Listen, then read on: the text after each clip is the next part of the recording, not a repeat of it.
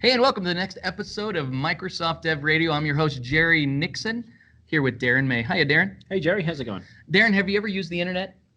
Just once. Now, I think as a developer, we have everything installed. Do you have Firefox installed? I do. I do too. You have Chrome installed? I do. You have Edge installed? I do. Do you have the Chromium Edge installed? I have Dev and Canary. You have Canary as well? Mm-hmm. Wow, that's better than me. I only have Dev. That's pretty impressive. Now, why do you have Chromium Edge installed? What's nice about it? To be honest, it's actually become my primary browser. It has mine too, totally. I don't know why I'm is- using a beta browser like all the time. It's fast. Yeah, It super- renders reliably. Yes. Does what I want. Uses And my I'm also not extensions. so worried about some other things that might be going on behind the scenes in Chrome. Yeah, like the fact that you don't trust Google. Yeah. All right, we're going to talk about not just Edge, but also all of the pieces around Edge, and you can think about it from a developer's point of view. We've got Josh to talk to us about it. That's this episode of Dev Radio.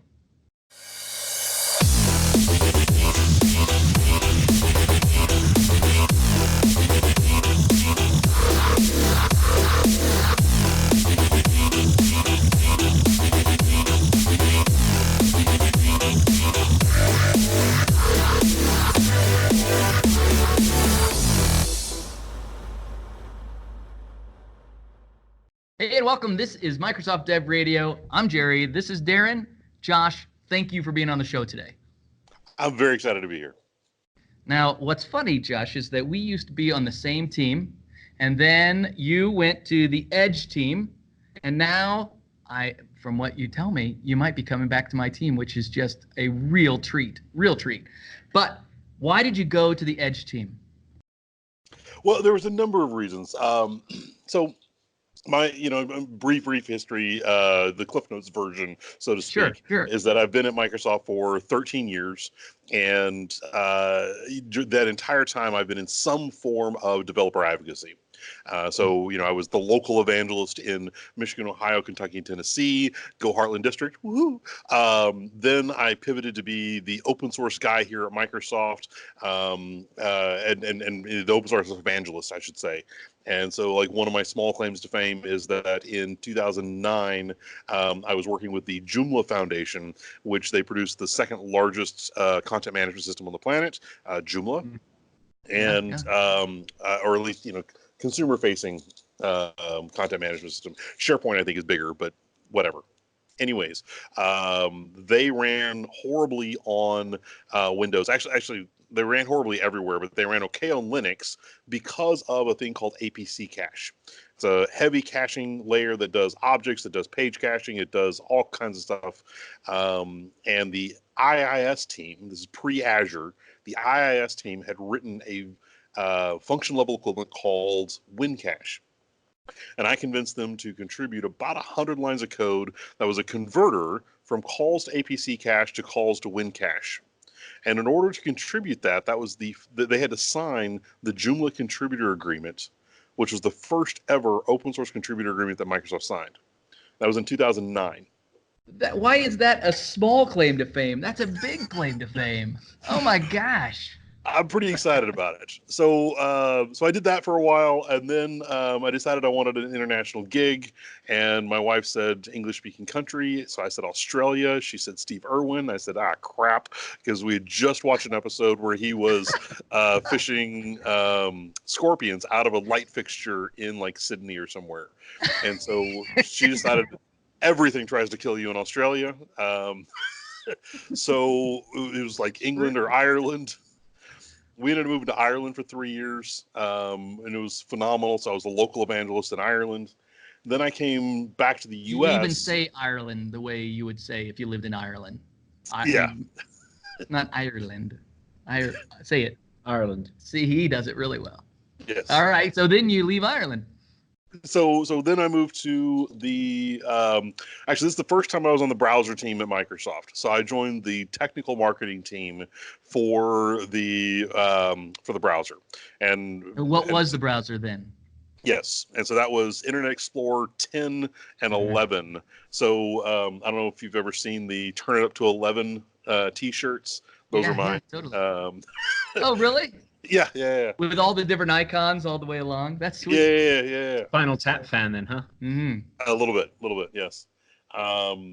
So anyway, so I did that for about a year, and I love the browser space, but I needed to get back to fingers on keyboard and actual coding and whatnot. So I joined TED, Technical Evangelism Development, and that evolved into what is now called CSE when we merged with the DX team.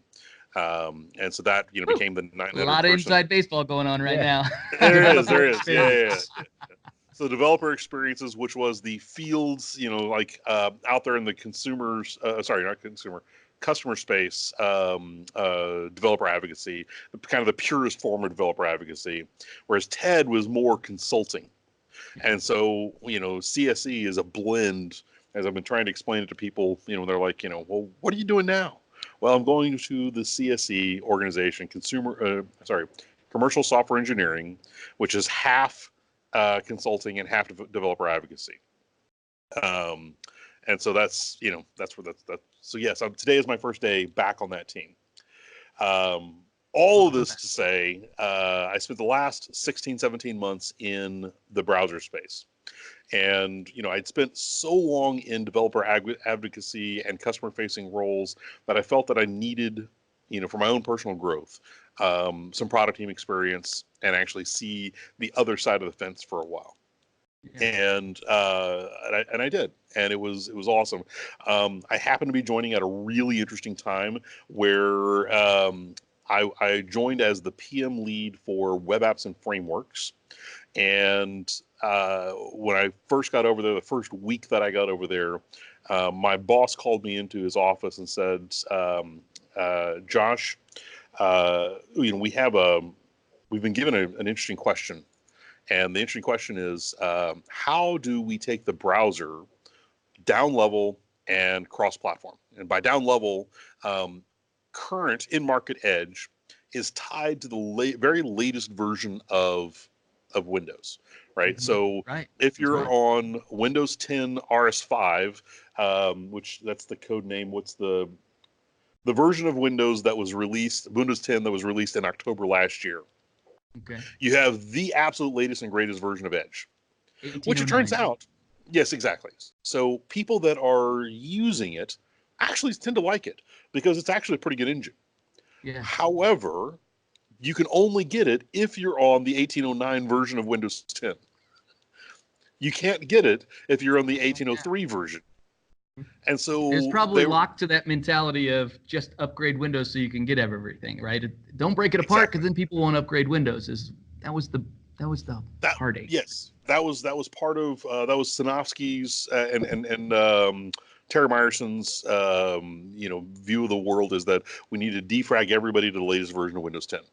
Yeah. Which there's merit to that. However. Sure. The reality is that however, it made Edge look bad. That's the real problem. Yes, here. Exactly. It did make Edge look bad, and it also meant that all the people that are still stuck on Windows 7 for a variety of reasons are not able to get any version of Edge.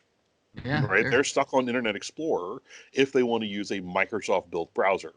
And so the answer to that is that many enterprises are doing a 2-browser strategy where they have Internet Explorer for their internal websites and Chrome for everything else. Which means that it's a heartache for their administrators and so on and so forth. And then you look across users, frankly. And users, yes, users have to use 2 different browsers, which now they've got to be able to sync their password manager. They need to be able to sync their their favorites and shortcut keys and everything else. It's a big pain in the posterior. So, our management came to us first week I was over there and said, "How do we take Edge down level and cross platforms?" Yeah, and my boss also said. And by the way, Josh, I'm going to be out on sabbatical for the next 3 months. So you're acting GPM. Good luck. And wow, what a crazy opportunity! Exactly. And so we spent 3 to 4 months, and we evaluated everything. We evaluated taking Edge HTML and pulling it out of Windows and taking it down level and cross-platform over to the Mac. We evaluated looking at Firefox, and we looked at should we just create a new engine? All kinds of different things, and came to Chromium was the engine that was going to be the best platform for us to build on top of. Yeah, and that's so right. Even though the owners of Chromium were Google, right? That's yes. Even though, why wasn't that the stumbling block that said no, not Chromium? Of all things, Chromium. Was it just because Chrome, at that time especially, just ruled the world from the browser point of view? Well, if you look at all the other new browsers that are starting to pop up, if you look at Brave, you look at Vivaldi, you look at even Opera, right? They have all taken Chromium as their core at this point in time. Mm-hmm. And so, part of it was, yet another minority browser out there doesn't actually change how developers test.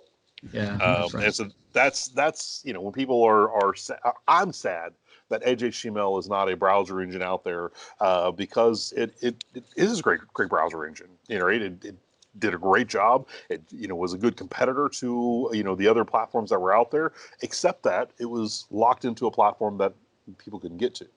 Yeah, that's right. And it didn't meaningfully change how developers test their websites.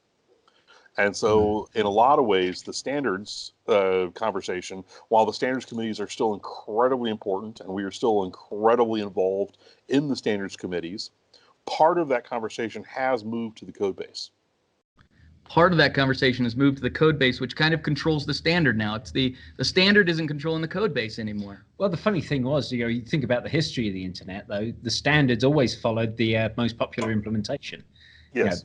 Well, that's the right. Back in the day. Always. Yep. There was a time even IE got to drive it a little. Yeah. Well, IE6 drove a lot. Yeah, that's right. Well, yeah, that's the thing that a lot of people forget about is that as much as we're down on IE6 at this point in time, IE6 was so amazing, so cutting edge, led the way on so many new standards. There's things like Ajax, is a thing that didn't exist until Internet Explorer did it, and it got to 96% market share, not because it was a horrible browser, but because it was so amazing.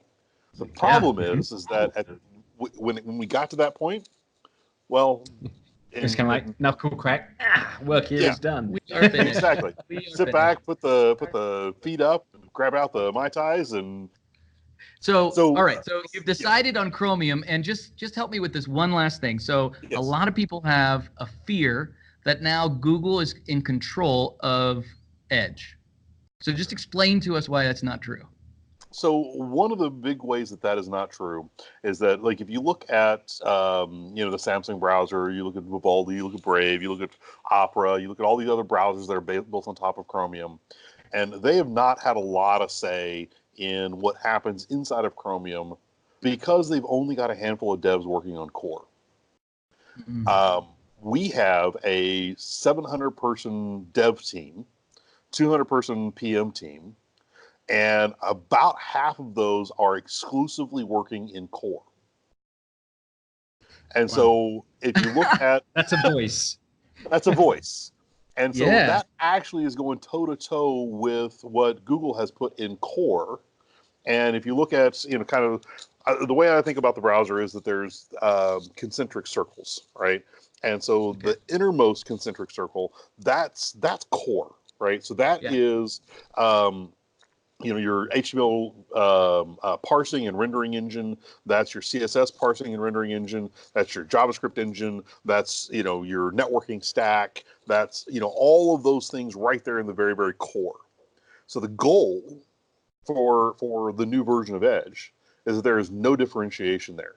We've taken all of the developers that were working on that on Edge HTML, and we have applied them to Chromium, which means that Chromium is going to accelerate because we have taken effectively two complete browser engine teams and have paired them together, and we're taking all of our deep knowledge of Windows and how it works, and we're applying that to the Chromium engine. So that's how we can really see an improvement in, say, things like battery life performance, and those types of things make it a much better citizen inside the Windows ecosystem than it was traditionally. Absolutely. And there's a knock-on effect on that one, in that people have asked me, so what are we doing with things like Electron? Well, Electron uses Chromium. They use the core of Chromium. Well, as we are contributing to Chromium, well, everything that uses Chromium is going to get better. That's right. That's right. I almost wondered if the reason we moved into Chromium was for the sake of Electron. Maybe not. No. That is a knock-on effect. However, it is an important thing that we have thought very seriously about and are making sure that as we are moving forward with Chromium, that we are good citizens with Electron as well. Yeah, because I think like Teams, we have a handful of products that Electron's a big deal to them, and so this change is going to be a big deal to us. Yep. Well, so what is your what's your code editor? Visual Studio. I use Studio and Code, and I know Code's and all that. Yeah, that's right. There's two big Electron apps inside the Microsoft. Oh, there's about a dozen. So okay. If you use Visual Studio, the Visual Studio installer is actually an Electron app. Do you know that? Yeah. I didn't know that. Sweet. So the Windows Feedback Hub, the Visual Studio Feedback Hub is an Electron app. Visual Studio Code is an Electron app. Teams, obviously Slack, external, but there are teams that here that use it still. There's quite a few that are Electron apps that are actually pretty good and in use a lot of times that people don't know about. So I'm a big fan of Electron. They had to be built, by the way, without Edge Chromium, right? They had to be built prior to that happening. Correct. And so they probably see a different future now that Edge is going to provide for them at least a web controller, if nothing else, that is Chromium based. So yeah, they will continue to use until their ecosystem decides to do something different. They will continue to pick up the latest version of Chromium, but as we are contributing to Chromium, well, that means that all the things that we care about that we're contributing there, so better battery life, smooth scrolling, accessibility, localization, better security, all of those things go into Chromium, which means that Electron apps get all of those things just by the nature of leveraging Chromium as their core. Yeah, excellent. Okay, now explain to me, how do you get from the idea of introducing Chromium as the base to an actual product that we give to insiders to start testing? Well, so, as I said, when I started on the team, it was that first week. This is back in April.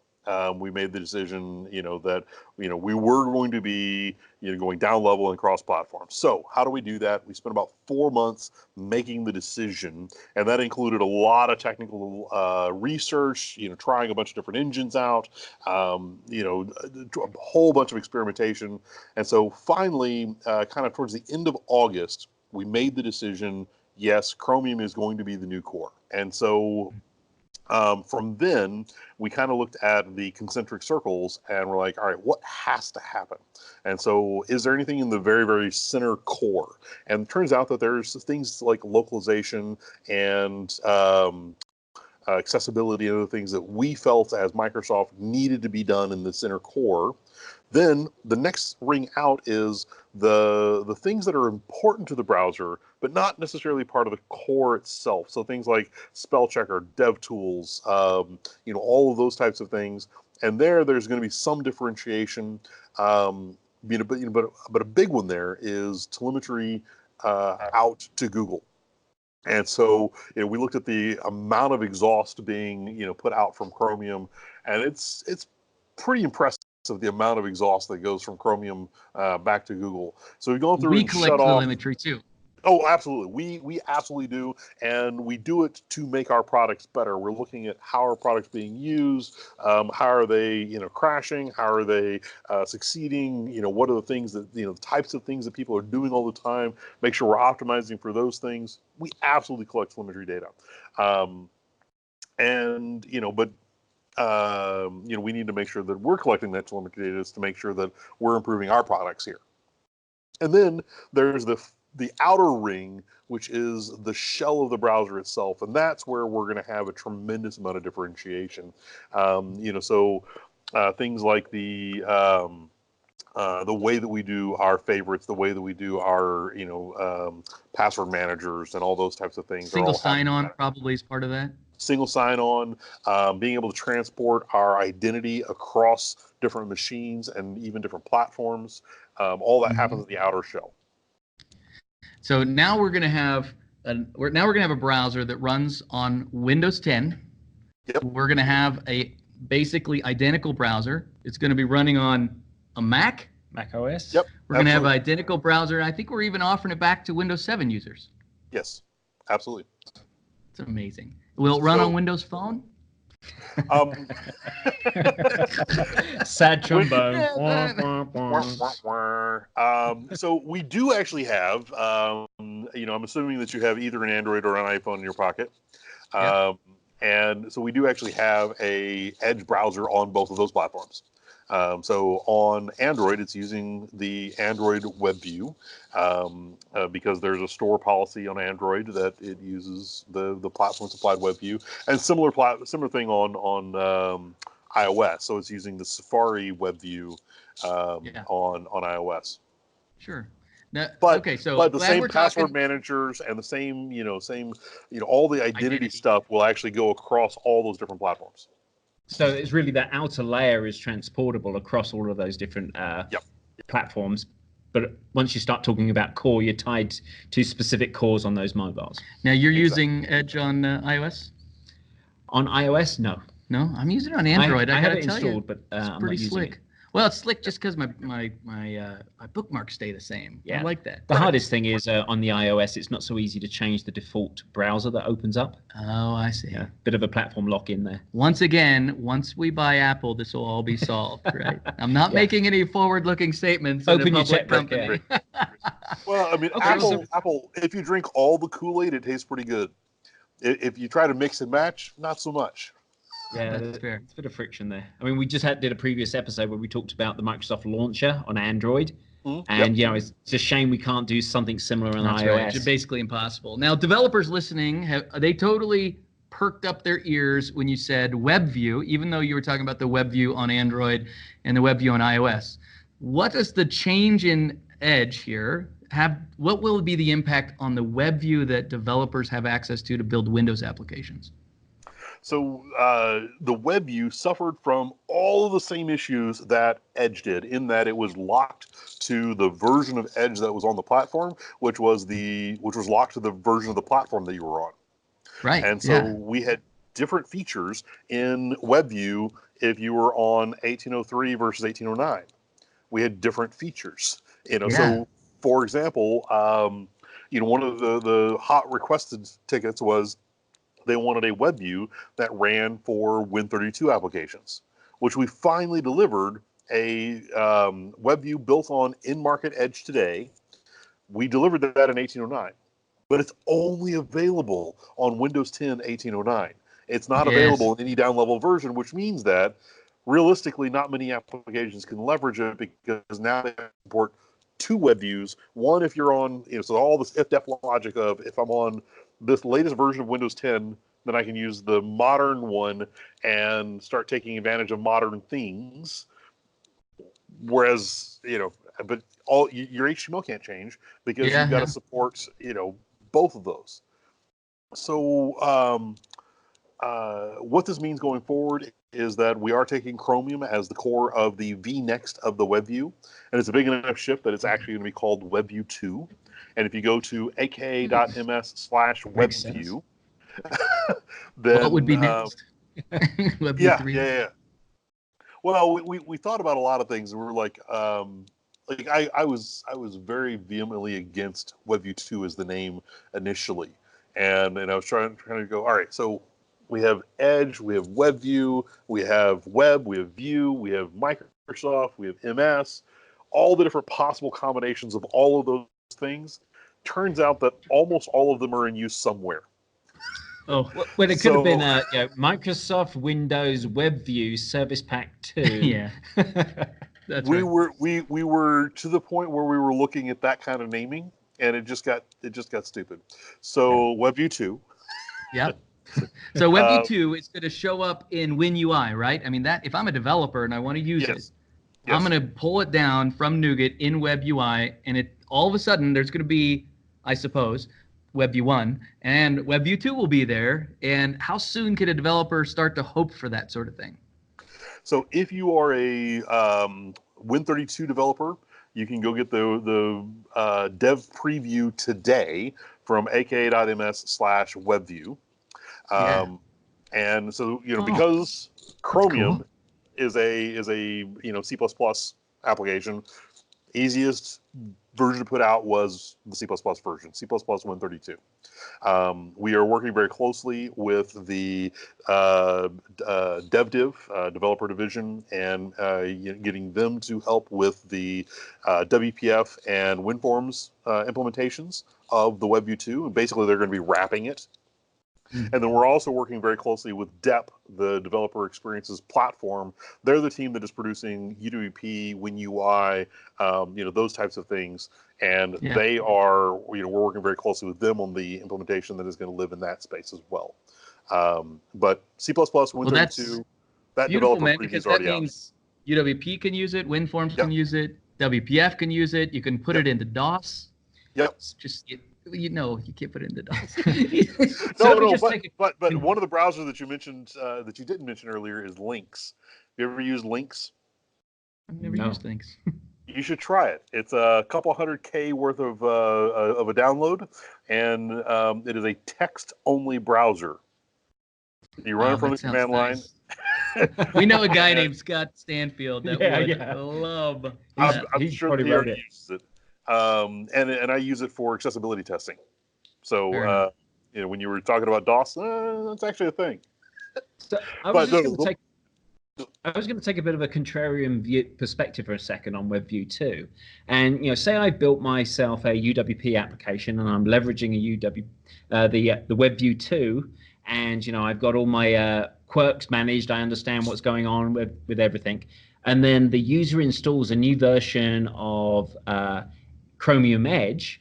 All of a sudden I've got a new component that's running inside my application. Can I lock to a particular version of the WebView within my application, or do I have the challenge of perhaps having a new control being injected into my application that maybe I haven't tested? That's a good idea. So I'm going to separate a couple of things out there. Number one, if you have built a UWP application today with the existing in-market WebView that's already there, we're not going to be shimming this WebView 2 underneath, right? It's a major browser engine change. It's an API change. It's so we're not going to be breaking existing applications. They're going to continue to work exactly as they do today. Right, meaning that we're not doing a lot of new feature work in the Spartan code base, right? That's the in-market Edge, and so that's going to remain exactly as it is today, and we're not going to break it. Now, getting to your actual question, I just need to make sure that information is out there. No worries. So, getting to your actual question, so we're actually shipping with 2 distribution models.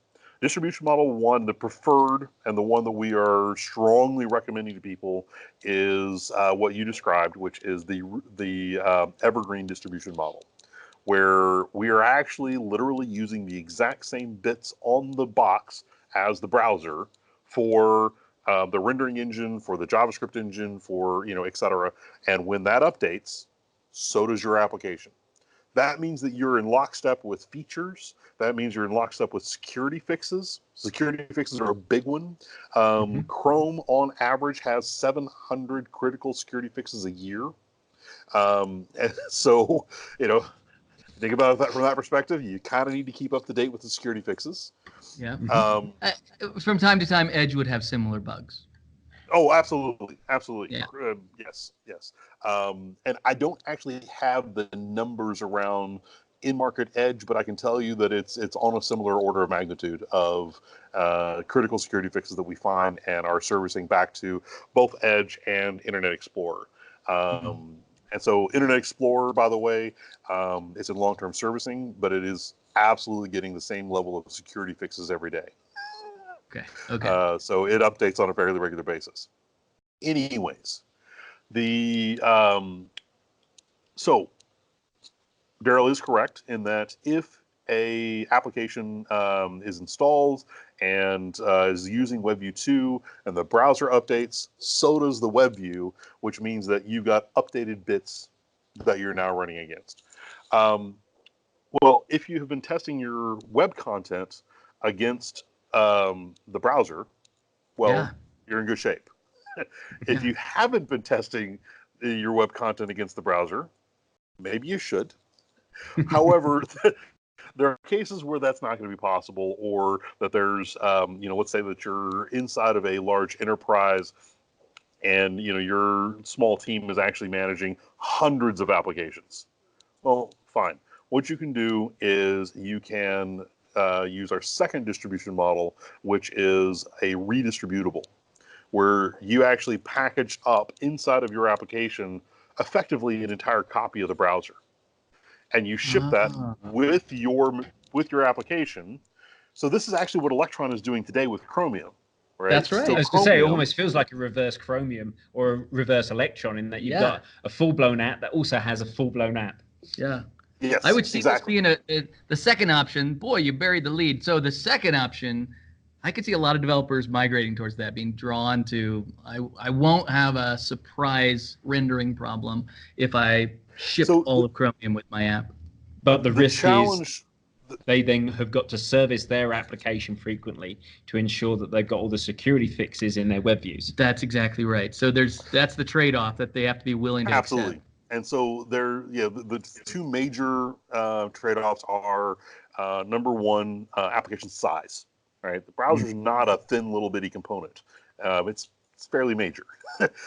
So if you're shipping with the evergreen model, the components that you need to ship with your application in order to use WebView 2 are on the order of a couple of hundred K. Yeah. Whereas if you're shipping with a redistributable model and you're shipping the entirety of the browser, well, what's the browser's install footprint on the box? It's more than a couple hundred K. We're talking on the order of 80 to 100 meg probably. Oh yeah, that's a pretty significant. If you're asking them to download your application, all of a sudden it's a big significant thing that you're asking a user to do, as well as space. Since that's in your application's install directory, we can't service it. And so security fixes and those types of things. Now, the security fixes, if you are serving 100% first-party content that you control, then the security fixes are mitigated. Yeah. However, if you're browsing any third-party content, for example, if you're showing ads, as an example, well, it turns out the ad companies, DoubleClick and everybody else, they don't even produce the content. It's another party somewhere else that produces the content, and that can include HTML and JavaScript and CSS. And they are able to run that in your application. So there was an attack. Let me ask you this. So there's a developer watching, and they're just ready to learn, right? Where do you send developers to start with this? So I've got Dev, he's got Canary installed, but that's not the developer story. Where do you send them? Microsoft Edge Insiders is where you go to get the latest bits, and that's also where you find out what's new, and we're actually using that for both consumer and for developers. So that's where you find out what's new from the browser. Now, for WebView, Aka.ms/WebView, that is going to land on the homepage for WebView 2 and give you the latest and greatest that we have from a roadmap, from a, what new features we're bringing on, where you can get it, what platforms, all of that is going to be at Aka.ms/WebView 2, WebView. And then, of course, you can also follow my blog at joshholmes.com. And even though I'm joining, we'll make sure that link is in the description for sure. What a ride, man! Showing up at Edge at just the right time. Absolutely, and it was a lot of fun, and I learned a bunch. I got to go through an entire, kind of product from early planning to release. Found out a lot about product development. Love it. Really enjoy it. At heart, I'm a consultant and developer advocate. That's why I'm coming back to CSE. Is because that's who I am. Cool. It's a great story for Microsoft, too. Josh, thanks for being on the show today. Thanks a bunch. It's a lot of fun. We'll see you again.